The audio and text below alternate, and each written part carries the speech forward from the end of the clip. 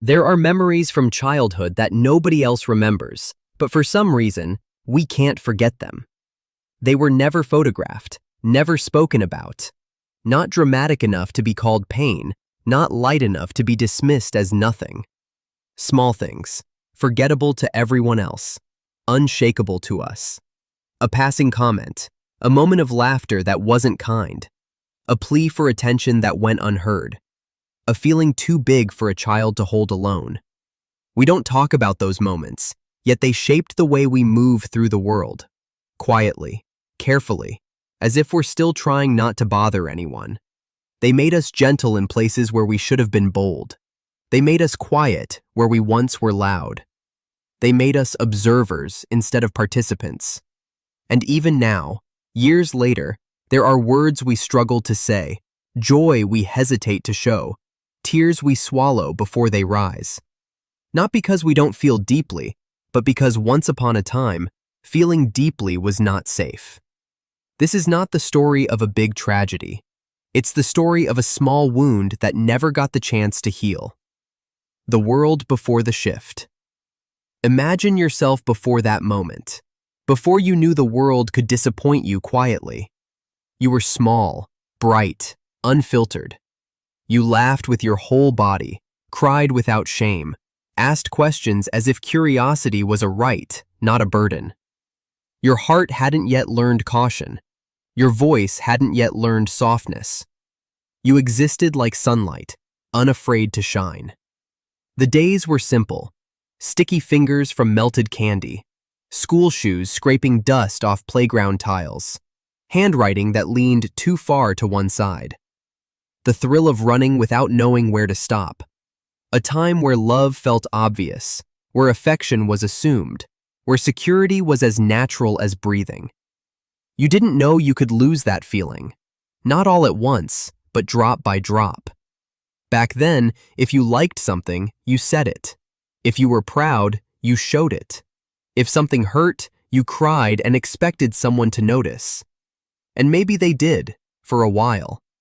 But childhood has a turning point. Subtle, invisible. A shift that happens quietly in the background, like a door closing without sound. It marks the end of innocence, not by replacing it with pain, but by teaching caution where curiosity once lived. This story begins just before that door closed, before you learned to tuck your feelings inside your chest, before praise became uncertain, before silence started sounding like judgment, before you realized the world does not always meet you with the softness you arrive with. The moment it happened. Everything changed on a day nobody else remembers. Maybe the light was warm through the window, or maybe it rained softly like background music.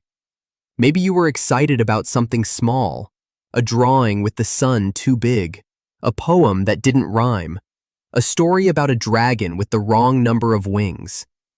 You held it carefully, like treasure, because it was treasure to you. And you walked towards someone you trusted, someone whose eyes decided your worth, someone who never realized you watched their face more than their words. You waited for delight, for approval, for a smile that said, "You did well." But instead, a sigh, a distracted nod, a comparison that felt like a stamp, laughter that wasn't meant to hurt, but did, a tone that said, "This isn't important." It didn't take long. One breath, one sentence, one moment, and childhood split in two. The world before that moment and the world after. You didn't throw the drawing away. You didn't cry loudly. You simply folded. Something in you learned not to expect soft landings. You stopped reaching out so freely. You stopped offering pieces of yourself without checking first. You stopped believing joy was welcome everywhere. The moment passed for them, but it stayed in you, a quiet bruise beneath the skin. No one taught you how to heal it, so you learned how to hide it instead. The rule written in silence. Life went on like nothing happened. You ate dinner, packed your school bag, tied your shoelaces each morning. But something in you now checked the room before shining. You learned to scan faces. Was it safe to be excited? Would they laugh this time too? Was your joy too loud? Were your words too much? Feelings began shrinking like paper in rain. Dreams stayed inside your head instead of your hands. You smiled when you wanted to cry because tears felt like trouble now. The grown-ups called you well-behaved, easy to handle, mature for your age. They praised the quiet that was born from pain. You didn't know it back then, but you were writing rules in your nervous system. Don't speak unless you're sure it's welcome. Don't show happiness unless you know it won't be mocked. Don't need too much. Don't take up space. Don't risk rejection. You grew, but you grew carefully, cautiously, like a plant curling toward corners where no feet could step. You became the child who raised their hand only when certain, laughed softly instead of loudly, apologized before doing anything at all, loved quietly, waiting for permission to exist fully. No one noticed the change. No one questioned it. But deep inside, you carried a moment like a stone in your pocket. Not heavy enough to break you, just heavy enough to tilt your steps. And every choice after that was made with one eye still watching for that same hurt. The adult still carrying the child. Years passed. Your handwriting improved, your shoes got bigger, your voice changed, and the world began calling you grown.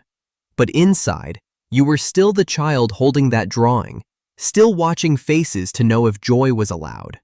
You learned to excel, not from confidence, but from fear of being unworthy. You kept peace, not from maturity, but from terror of conflict. You listened to others, not because you always wanted to, but because you believed speaking was a risk. Isn't it strange how we can outgrow our clothes, our classrooms, our childhood bedrooms, yet still live according to a rule we wrote before we knew the alphabet of our emotions? Now you're older, and people admire you. They think you're composed, patient, reasonable. They call you strong, empathetic, understanding. But they don't know there's a tremor under your calmness, a tension in your spine when someone frowns, a habit of shrinking just enough to remain acceptable. You question yourself before others do. You rehearse responses before speaking. You soften your tone even when you're right. You choose silence over misunderstanding. You apologize for simply existing too loudly. No one sees the child inside your chest tugging at your sleeve, whispering, "Be careful. Remember what happened when you opened your heart too wide." So you live half-held, half-expressed, half-heard. Loved, perhaps, but never fully seen. And you wonder why sometimes laughter feels heavy, why praise feels suspicious, why affection feels like a debt. Because once, you were taught that love could withdraw in a single second, and your nervous system never forgot. Returning to the moment that made you small. But here's the part nobody explains. The moment that shaped you is not gone. It's waiting to be revisited, not as the child, but as the adult who survived. Close your eyes, not to remember the pain, but to walk into it with new hands. See that child again, small shoulders, hopeful eyes dimmed like a fading candle, holding their creation, their joy, their vulnerability. They think they're alone. They think no one noticed. They think they were too sensitive, too dramatic, too much. You kneel beside them quietly, not to correct them, just to be with them. You don't say, "Be stronger." You don't say, "It wasn't a big deal."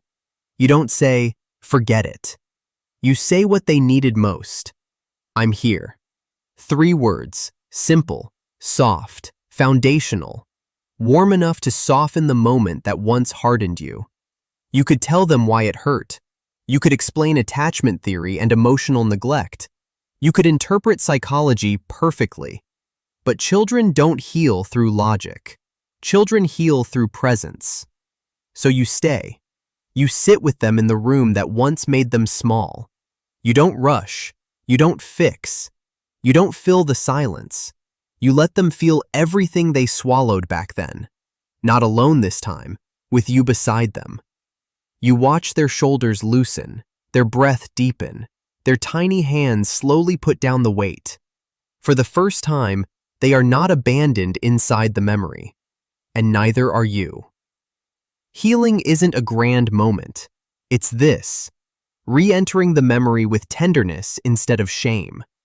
You are not erasing the moment. You are rewriting what it meant. It once taught you to shrink. Now it teaches you to stay. Because you did not fail as a child. You simply faced the world without backup. Now, finally, you are your own backup, becoming the adult you needed. When you walk back into that moment now, you're not the small child standing alone. You are the adult who made it here despite everything. The one with words, with hindsight, with awareness. You sit beside that younger version of yourself and you notice details you missed before. The nervous way they grip their drawing, the hope shining through uncertainty, the way disappointment stiffens their shoulders as if they're learning how to be small on command. You take their hand gently, as if you're holding time itself. You say, "You were not wrong to want to be seen. You were not wrong to need affection. You were not wrong for feeling deeply." Watch how their eyes widen. Children are shocked by kindness, especially when it's directed at them. You let them speak in whatever way they know how, in tears, in silence, in trembling memory, and then you offer what they never received. Not correction, but comfort. Not advice, but companionship. Not a lesson, but love.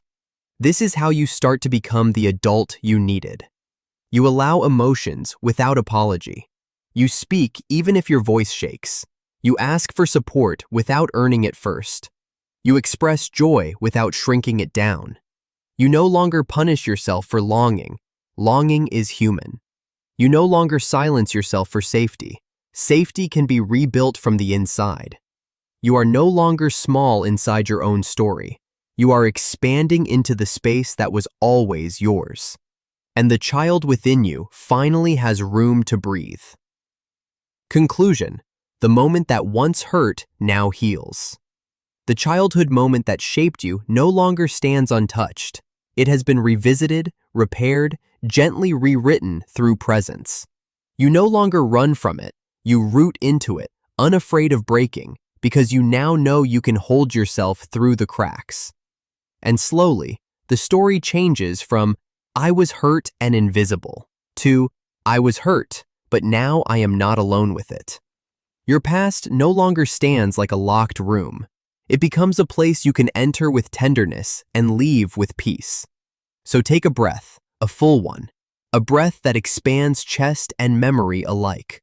Place a hand over your heart. Feel the rhythm that never stopped, even when you did not feel worthy of beating. Say softly, "I deserved gentleness then. I deserve gentleness now." Because you do. Because you always did. Because you survived long enough to learn it for yourself. And if you finish this story with a heaviness behind your eyes, a tightness loosening in your chest, a warmth spreading to places once numb, then something small has already healed. Maybe for the first time, your younger self isn't standing alone in that room anymore. They're standing with you, seen, heard, held. Not because the world changed, but because you did. And now, the moment that once shaped you quietly can shape you again, louder, stronger, softer, toward a life where you no longer shrink to fit, where you don't ask for permission to exist, where your voice doesn't apologize for taking space, where your joy doesn't dim itself to survive. A childhood moment shaped you, but this moment, right now, is where you reshape your life in return. You are not too much. You never were. You were simply a child who loved fully in a world that wasn't always ready to receive it. Now the world is different, because you're different inside it. And you get to live not as the wounded version of your past, but as the healed author of your future.